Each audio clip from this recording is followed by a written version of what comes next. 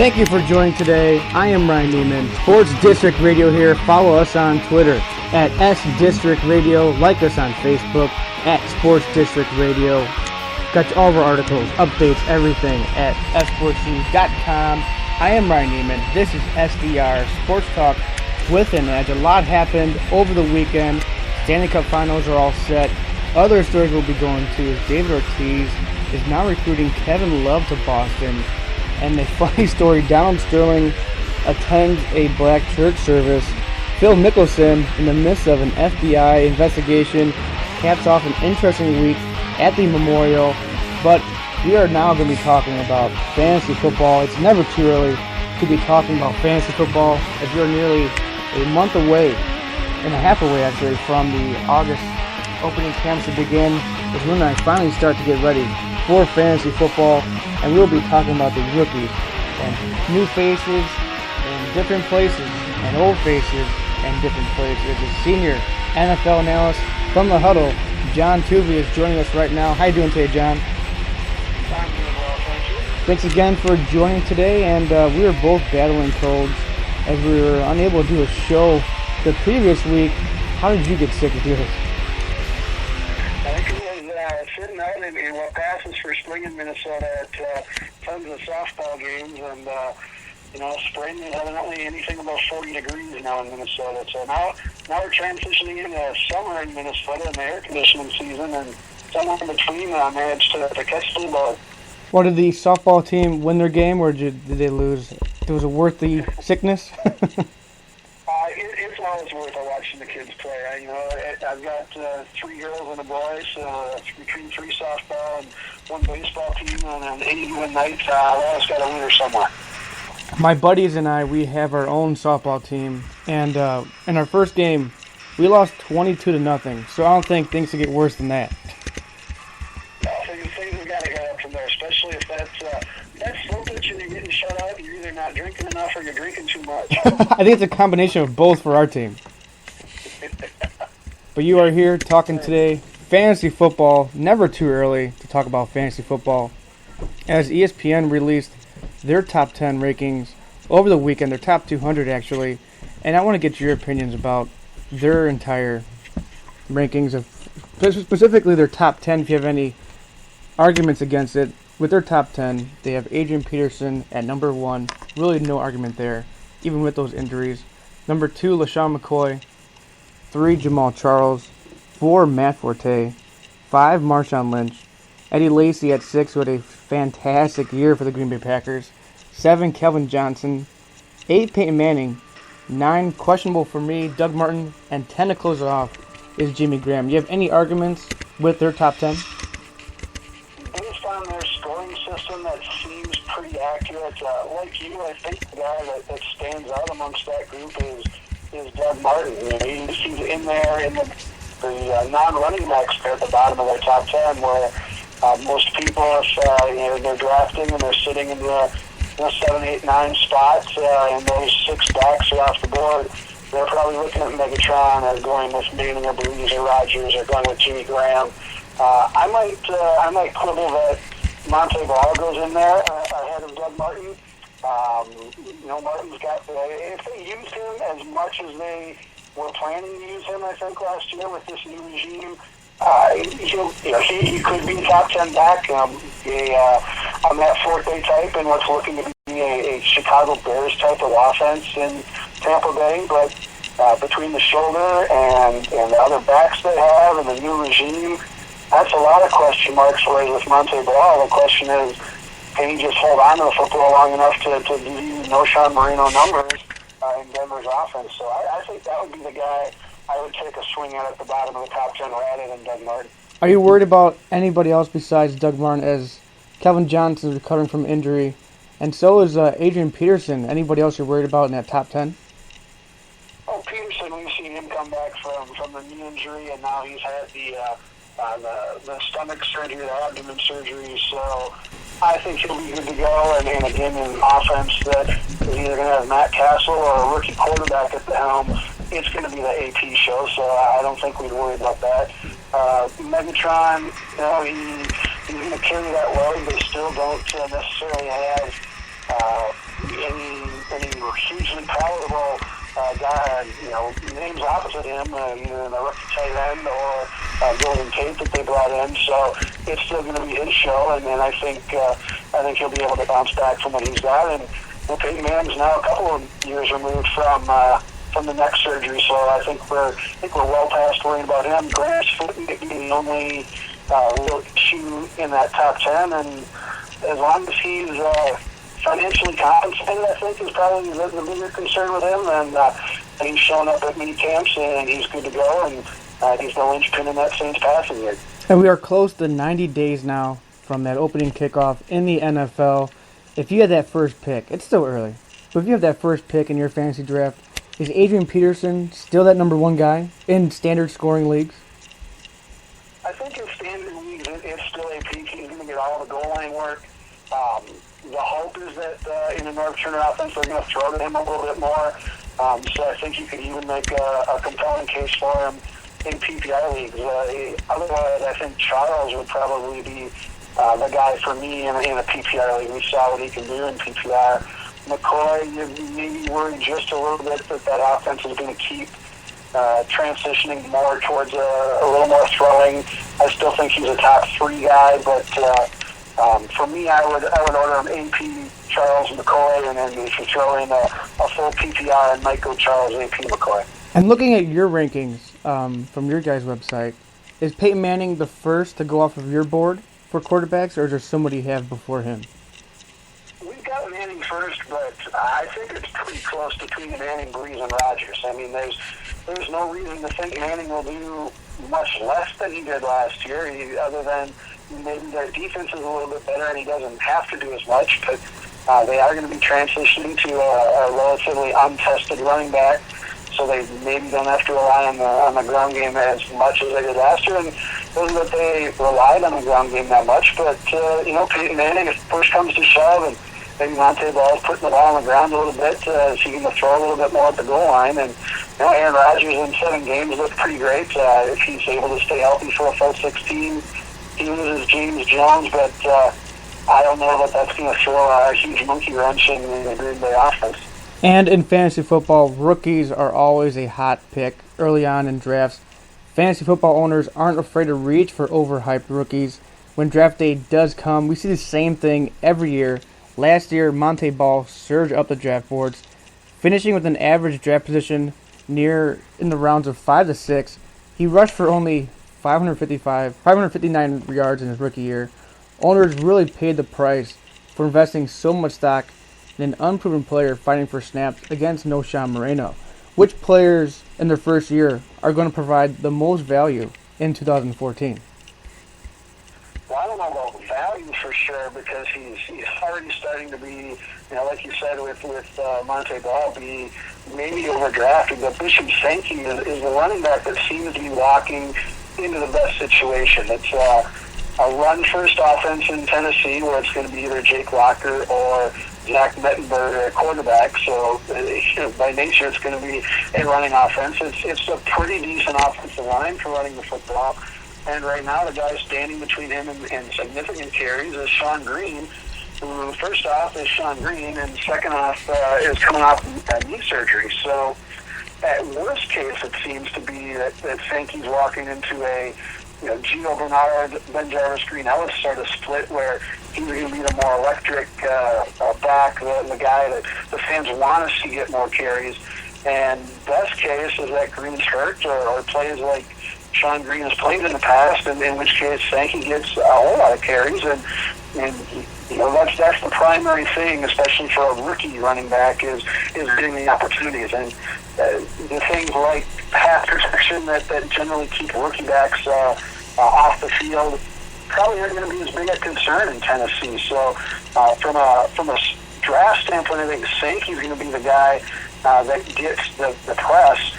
As far as the best value, maybe Jeremy Hill, who goes to the Bengals and is probably going to take Ben Jarvis, Green Ellis' job. And again, while Gio Bernard is a stud and is electric, yeah, I don't know that the Bengals are going to want to load him up with 20 touches a game. They might want to keep him in the 15 to 17 to 18 range, and especially at the goal line, a bigger back like Jeremy Hill. Ben Jarvis Greenhouse had fantasy value, even though he was pedestrian at best last year. So maybe bring a more talented guy, a younger guy, a guy that's not quite as plotting, who can fill that role in a pretty good offense. Jeremy Hill isn't going to go where Bishop Sankey goes in drafts. Sankey's probably going to go as high as third if the height keeps up, maybe closer to fourth or fifth round. But you might be able to get Hill fifth, sixth, even seventh round and get a lot more bang for your buck. And looking at the quarterback position, one of the hype surrounding that position coming out was Johnny Manziel, Cleveland Browns, drafted. Also Teddy Bridgewater, Blake Bortles on the Jaguars. What quarterbacks do you see making an impact in their rookie year for fantasy football? I think from a fantasy standpoint, really the only guy that's going to show up on the radar, at least on draft day, is going to be Johnny Manziel. The Browns don't have Josh Gordon, so he's going to have to run a little bit, and then maybe he gets a rejuvenated season out of Miles Austin. They're going to have some decent backs in Ben Tate and a couple of the rookies they picked up. But it's going to be tough going for him. He's going to have to create a lot on his own. I think the upside would be kind of an RG3 type of rookie year where he does get to run a little bit more, add some value with a half dozen rushing touchdowns or so. But I don't know what the passing yards are going to be there. So he's a nice guy that if you got a pretty solid, maybe you get one of the top 6 or 7 quarterbacks and you don't really have to worry about who your backup's going to be. Then you grab Johnny Manziel, you hope he blows up early, you can trade him for something later on, or you need him to survive through your bye week, and then you're able to kick him to the curb. Bortles is going to hopefully see the season, or see the field in the season for the Jaguars. Bridgewater, even if he does take over from Matt Kessler, it's still right now Adrian Peterson's team. He does have some nice weapons, but his upside is a backup at best. If Derek Carr takes over from Matt Schaub in Oakland, there's some upside, but there's just not enough there to make any of those guys a real draft day candidate. I think Manziel's the only rookie quarterback that's going to hear his name on fantasy draft day. And quarterbacks obviously throw to wide receivers. A lot of speedsters were drafted in this year's draft that went to great destinations. Do you have any wide receivers that could catch people's eyes and perhaps be in the range of a wide receiver 2 or 3 for their lineups? Well, Sammy Watkins is obviously the guy that's on everybody's radar. I think he's generally one of the first 2 picks off the board in any fantasy rookie draft. It'll be interesting to see if he's enough, between he and Mike Williams is enough to make E.J. Manuel a fantasy stud, or if that's just going to be a developing offense in progress. I think from where he'll probably be drafted, he's not going to be much of a value. You'll be fortunate to get what you have to pay for him. Mike Evans to Tampa Bay is kind of a guy that strikes me as a decent value. He goes to a team that's going to probably be quarterbacked by Josh McCown, who last year made some nice money for himself throwing to Brandon Marshall and Alshon Jeffrey and Martellus Bennett. So he's got big targets. And now he's got Vincent Jackson, Mike Evans, and the rookie tight end they picked up. He actually gained, I think, like a total of 2 inches in height over what he had in Chicago. So he knows how to put the ball up in the air. Mike Evans knows how to go up and get it. And Vincent Jackson is going to be the guy drawing double teams. So there's some reasons to like Mike Evans as long as he isn't too dramatically overvalued on fantasy drafted. I think he's a guy that could provide some nice bang for the buck. A deeper name might be Devontae Adams of the Packers. He was crazy productive at Fresno State, which was kind of one of those video game offenses where they all put up really sick numbers. But now he goes to probably as close an approximation to that as you can get in the NFL, where the Packers put up crazy numbers as well. And with no James Jones to throw to, if Adams is able to crack that rotation sooner rather than later, even being a third receiver in Green Bay has some fantasy value. I mean, you won't have to overpay to get a guy like Devontae Adams. You can add him as your 5th receiver fantasy-wise, and if he steps up to give you a third receiver production, you've gone ahead.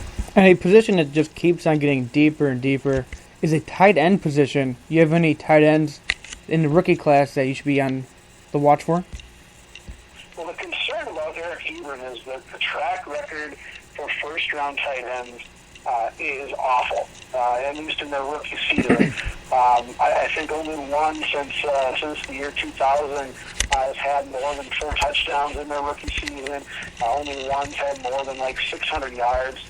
So it's going to be a tough road. But if you're being asked to be the second target opposite Calvin Johnson in an offense that throws the ball as much as Detroit, I see why he's probably going to be overdrafted. I mean, there's tons of upside to Eric Ebron.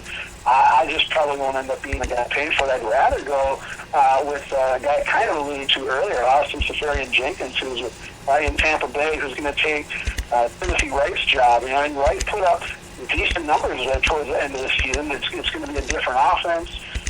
It's going to be likely a different quarterback, and I don't think anyone's really quite sure what Jeff Tedford's going to do with tight ends. His track record has been kind of a run-first guy and then kind of a spread offense guy, and neither of those necessarily fits a tight end. But I think when they've got a weapon like Seferian-Jenkins, again, another big target that Josh McCown has some familiarity throwing to, they're going to find ways to use him, and maybe he'll be, if you take your tallest cornerback and put him on Vincent Jackson, and you take your next tallest guy and put him on Mike Evans, that's going to leave Seferian-Jenkins with a pretty good matchup coming out of the slot. So I think he's kind of an intriguing guy.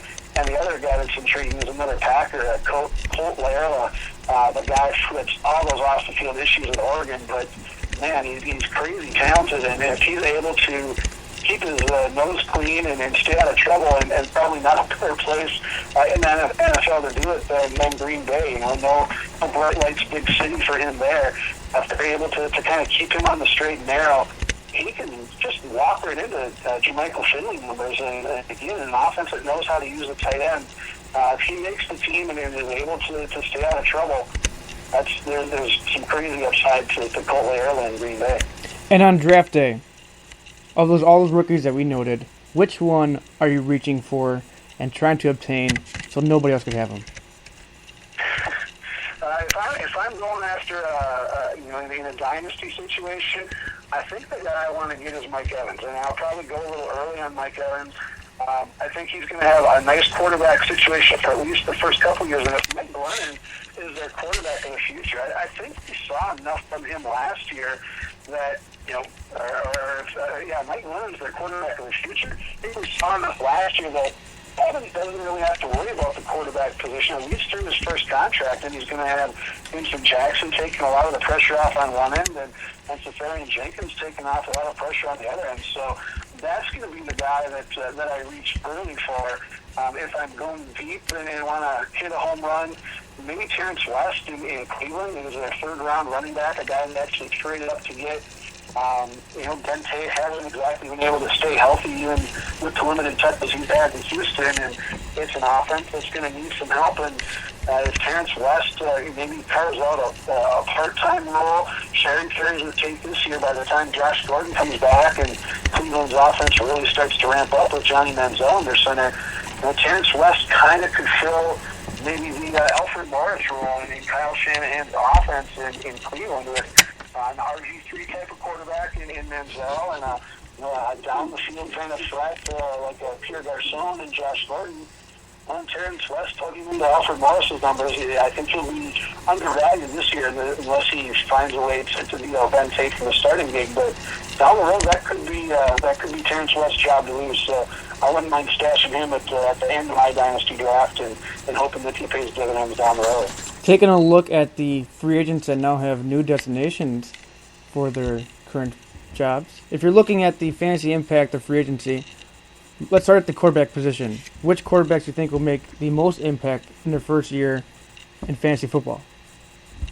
The two that are probably the only ones that will draw much attention on draft day, fantasy draft day, are going to be Michael Vick and Josh McCown. And both of them are kind of in battles for their starting gig. But if Michael Vick ends up taking that job from Geno Smith, the last time he had Marty Mornhinweg as his offensive coordinator, he put up some pretty nice numbers. And I don't know that he'll give you those again as a Jet at his age.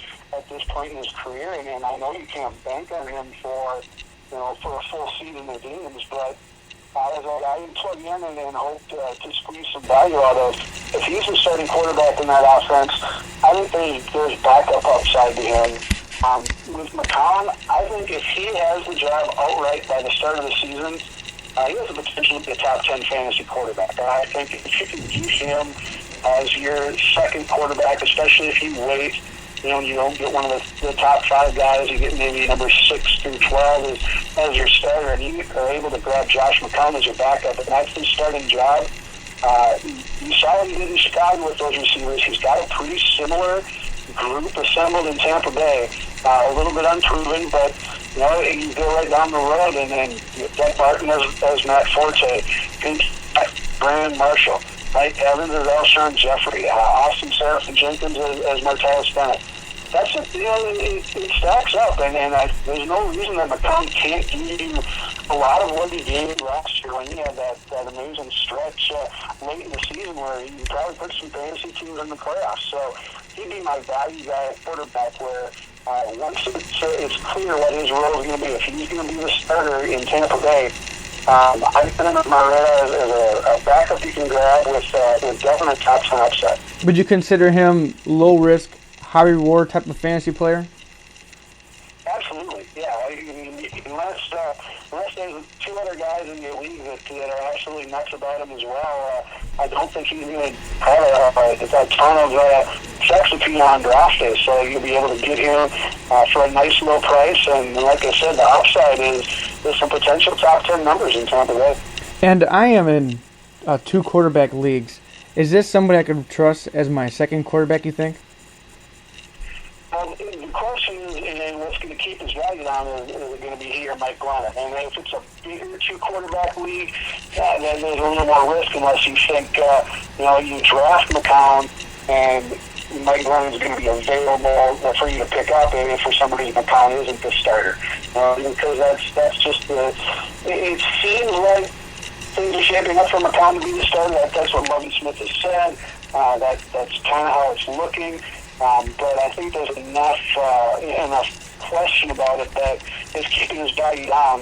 So it would be riskier in a 2-quarterback where you really need to bank on him, but with that risk also goes a whole lot of upside. Like I said, in the 2-quarterback league, as you well know, if you're able to plug in 2 guys that are getting the top 10 numbers, you're vaulting to the top of the standings. Taking a look at the free agency that happened at running back position, some of the most notable names were Chris Johnson went to the Jets. Maurice Jones-Drew, who I'm worried about every year, went to the Raiders, and Toby Gerhart went to the Jaguars. Of those or any additional have huge fantasy impact at the running back position. Well, the big sexy name is Ben Tate. That was always where is he going to go in the offseason? He landed in Cleveland. But, as I said, the Browns traded up to get Terrence West. And then they added Isaiah Crowell as an undrafted free agent, the former SEC Freshman of the Year. So he doesn't have necessarily a direct line to a ton of carries. The flip side of that is with Josh Gordon out, there's going to be a whole lot of carries in Cleveland. So I think he'll still have some fantasy value there. Chris Johnson also expected to maybe share a portion of his carries. But I think the underrated part of Chris Johnson's game is he's not a bad pass catcher. And obviously a guy with his speed, if you're able to get him in space with maybe only one guy to beat, that's a nice situation to be in. So now he's kind of running a more of a West Coast offense with the Jets. I think there's some definite upside to Chris Johnson's game. You mentioned Gerhart. I kind of figured, coming out of Minnesota where he only played, really played in about 6 games where he saw more than 10 touches as Adrian Peterson's backup. I thought more people would be sleeping on him, but he went, I believe, in the 3rd round of a mock draft that was just in for USA Today. So I don't know that I'm going to be able to have the luxury of sitting back and grabbing him in round 4 or 5 anymore. I think the secret's out. I mean, he's kind of a complete bat. For me, he was a Heisman finalist. He's a decent pass catcher, which means he's also a capable pass protector. And, when in those games where he was getting upwards of double-digit carries per game, he was averaging 5 yards a carry, so he was getting it done behind Adrian Peterson's offensive line as well. And now he goes to Jacksonville, where they really don't have a backup running back. They lost their number one receiver indefinitely due to the suspension. Chad Henne is going to be their quarterback, so it's going to be a pretty heavy run offense, and a lot of reasons to like Tuvey there.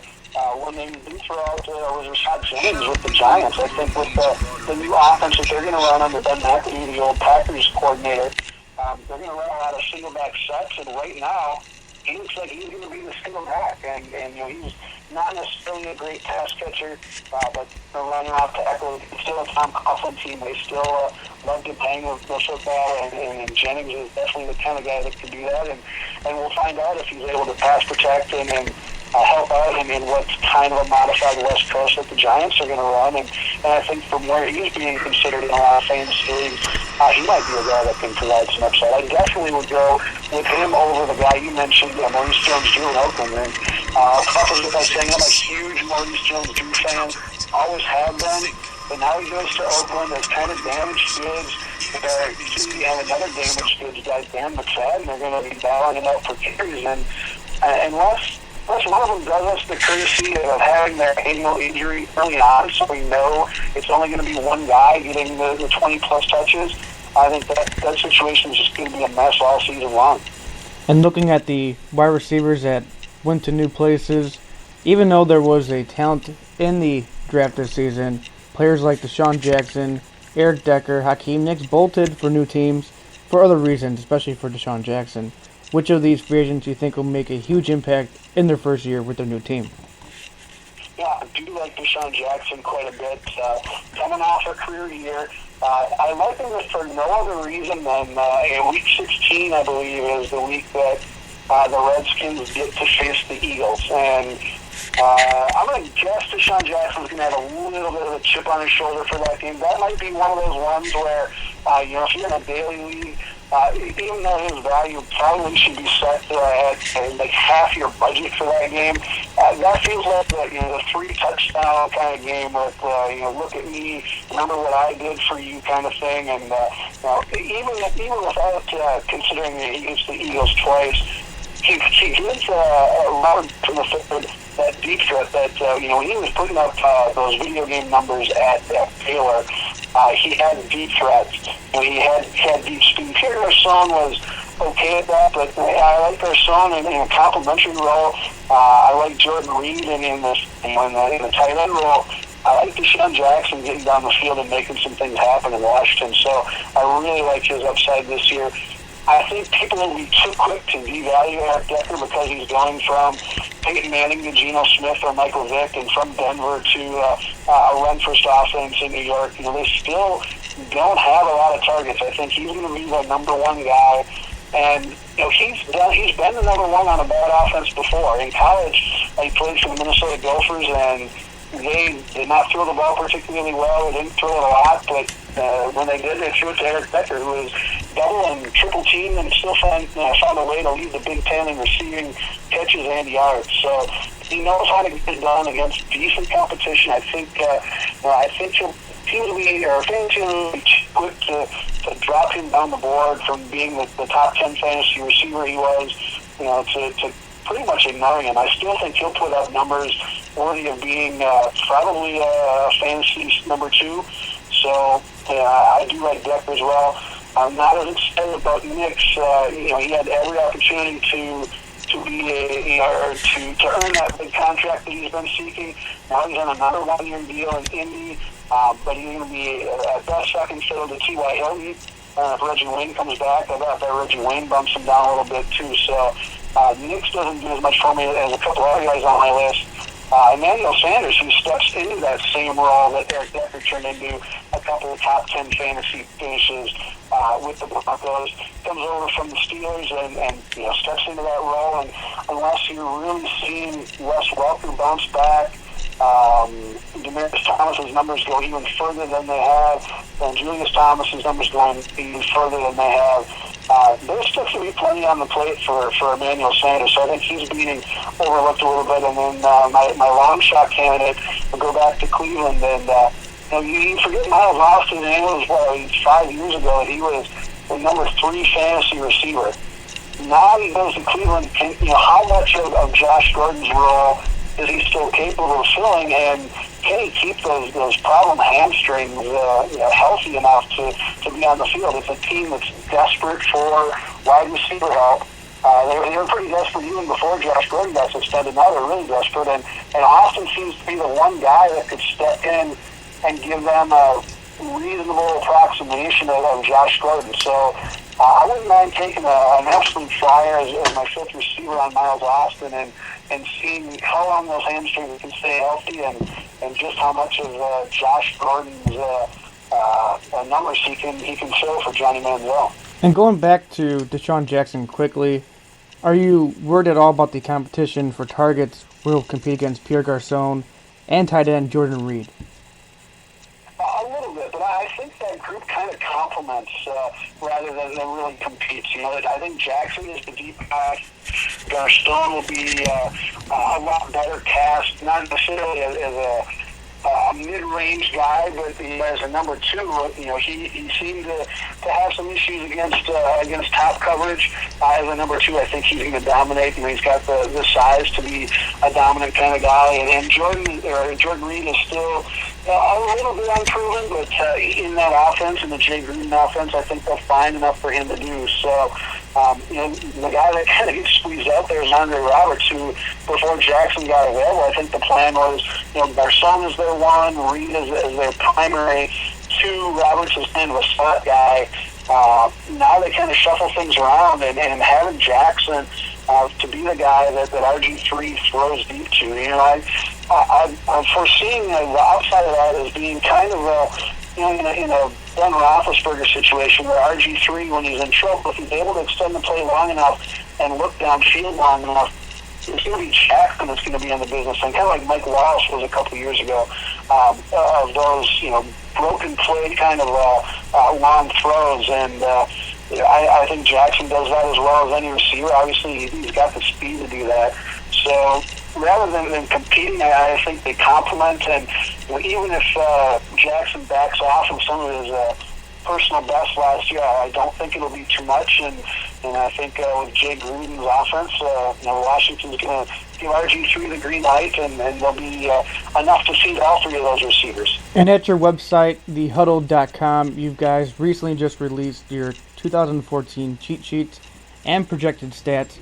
Do you have any curveballs you guys have made in there, or it's pretty straightforward with your predictions? Nothing that's a real curveball yet. We're still these are the initial projections, and then we'll certainly tweak them as OTAs develop and then guys appear on the radar, and then we get into training camp, and there'll be the inevitable injury. But I think probably this is as vanilla to start as rankings, and I don't think it's just a huddle. I think it's across the board. Unless you're doing things like coming out saying, Josh McCown's going to be the quarterback for 16 games, and we're going to project him as follows. And then you're also happen to be somebody that's big on Josh McCown. Right now, you kind of got to play that one close to the vest and see how that situation shakes out. So I think the ratings will get and the projections will get a little bit more exciting as we start to get a little more comfortable with where players are in their roles, and we can start going out a little bit further on limbs. So we won't be seeing a Rashard Mendenhall or LeGarrette Blount in the top 5 for the running backs. Yeah, I don't think either of those guys now. If Le'Veon Bell were happen, to